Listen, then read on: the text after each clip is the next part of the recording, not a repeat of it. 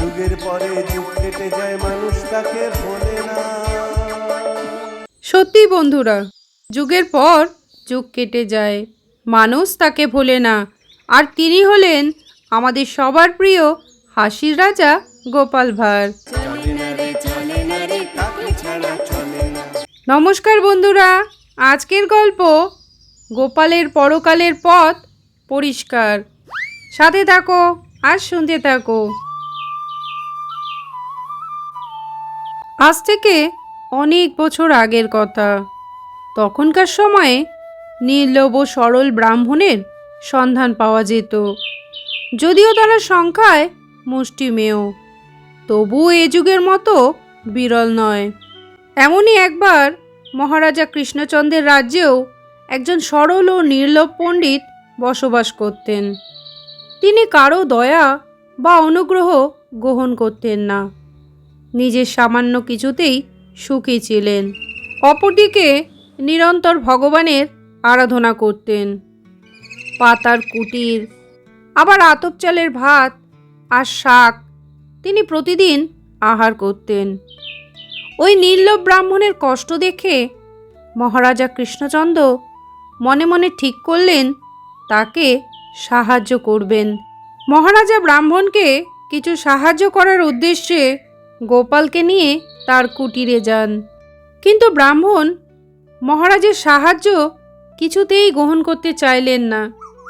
তিনি বললেন, রাজা মশাই, শাকার নেই, আমার চলে যাচ্ছে, আমার কোনো অসুবিধে হচ্ছে না। ক্ষেতের শাক, ক্ষেতের আতপ চাল ভগবান আমাদের দিয়েছেন, তাতেই আমাদের স্বামী স্ত্রীর চলে যাচ্ছে। আপনার আর্থিক সাহায্যের প্রয়োজন নেই। মহারাজা কৃষ্ণচন্দ্র ব্রাহ্মণীকেও অনুরোধ জানালেন। কিন্তু ব্রাহ্মণীও স্বামীর সঙ্গে পরামর্শ করে বললেন, মহারাজ, আমাদের অপরাধ নেবেন না। অর্থই যে অনর্থের মূল, লোভই পাপ, আর পাপই মৃত্যু। ভগবান যা দিয়েছেন তা নিয়েই আমরা সন্তুষ্ট। মহারাজা গোপালের মুখে শুনলেন ব্রাহ্মণের পাতার কুটিরে জল পড়ে, আতপ চাল তাও পেট ভরে খান না দুজনে। মহারাজা মনে মনে ঠিক করলেন ব্রাহ্মণ দান গ্রহণ করতে না চাইলেও তিনি রাজবাড়ি থেকে প্রতিদিন ব্রাহ্মণের জন্য খাবার পাঠাবেন। পরদিন মহারাজ লোক দিয়ে ব্রাহ্মণের বাড়িতে অনেক দান সামগ্রী এবং সাথে দক্ষিণা বাবদ একটি মোহরও পাঠালেন।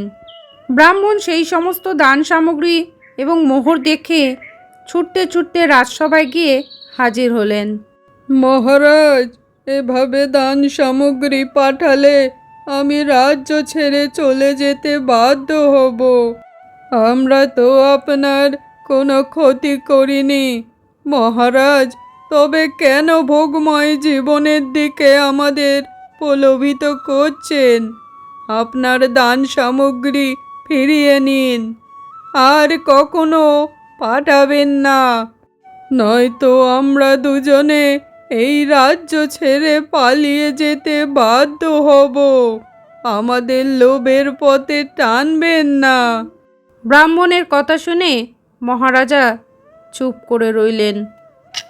এদিকে ব্রাহ্মণ দান সামগ্রী ও মোহর রেখে নিজের বাড়ির উদ্দেশ্যে রওনা দিলেন। তখনই গোপাল ব্রাহ্মণকে থামিয়ে নিজের মাথা থেকে কয়েক গোছা চুল ছিঁড়ে ওই ব্রাহ্মণের ডান পায়ের বুড়ো আঙুলে বেঁধে দিয়ে বললে, ঠাকুর মশাই, আপনি নিশ্চয়ই স্বর্গে যাবেন। আপনার পায়ে চুল বেঁধে দিয়ে আমিও আমার পরকালের পথ পরিষ্কার করে রাখলাম। যতই পাপ করি, পরপার সম্বন্ধে আমার কোনো আর ভাবনা রইল না। আজ থেকে আমি নিশ্চিন্ত। গোপালের এমন উক্তিতে ও আচরণে নির্লোভ ব্রাহ্মণও হেসে ফেললেন। ছোট্ট একটি গল্প এই পর্যন্ত শোনার জন্য আপনাকে জানাই অসংখ্য ধন্যবাদ। গল্পটি ভালো লাগলে লাইক কমেন্ট শেয়ার এবং সাবস্ক্রাইব করে আমার পাশে থাকবেন।